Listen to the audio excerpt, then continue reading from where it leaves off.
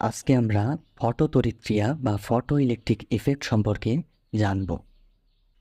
1873 খ্রিস্টাব্দে W Smith নামক একজন টেলিফোন অপারেটর আলোক তড়িৎক্রিয়া বা ফটো ইলেকট্রিক ইফেক্ট আবিষ্কার করেন।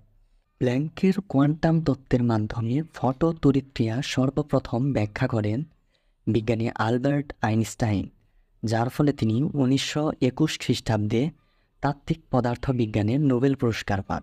যখন কোনো ধাতব পৃষ্ঠের উপর উপযুক্ত কম্পাঙ্ক এবং তরঙ্গ দৈর্ঘ্য বিশিষ্ট আলো এসে পড়ে, তখন সেই ধাতব পৃষ্ঠ থেকে ইলেকট্রন নির্গত হয়।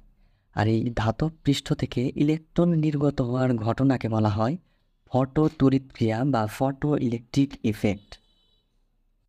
যতক্ষণ যাবৎ সেই ধাতব পৃষ্ঠের উপর আলোকরশ্মি বা ফোটন পড়তে থাকবে, ঠিক ততক্ষণই ফটো তড়িৎক্রিয়া ঘটতে থাকবে। যেই মুহূর্তে আলোকরশ্মি বা ফোটন পড়া বন্ধ হয়ে যাবে, ঠিক সেই মুহূর্তে ইলেকট্রনের নির্গমনও বন্ধ হয়ে যাবে, যার ফলে ফটো তড়িৎক্রিয়া এবং ফটো ইলেকট্রিসিটি উভয়ই বন্ধ হয়ে যাবে।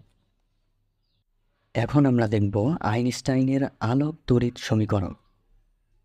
এইচ নিউ শক্তি বিশিষ্ট কোনো একটি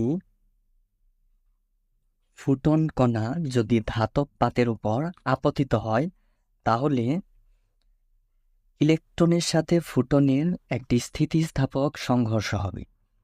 ফলে ফোটনের সমস্ত শক্তি ইলেকট্রন গ্রহণ করবে এবং সেই শক্তির কিছু অংশ ইলেকট্রনকে নিউক্লিয়াসের আকর্ষণ মুক্ত করতে ব্যবহৃত হবে।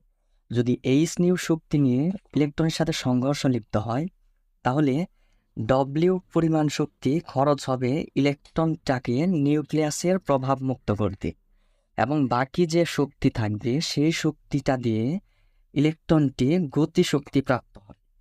এবং ইলেকট্রনের ভর যদি এম হয় এবং ইলেকট্রনের বেগ যদি ভি হয়, তাহলে ইলেকট্রনের গতিশক্তি হবে হাফ এম ভি স্কোয়ার।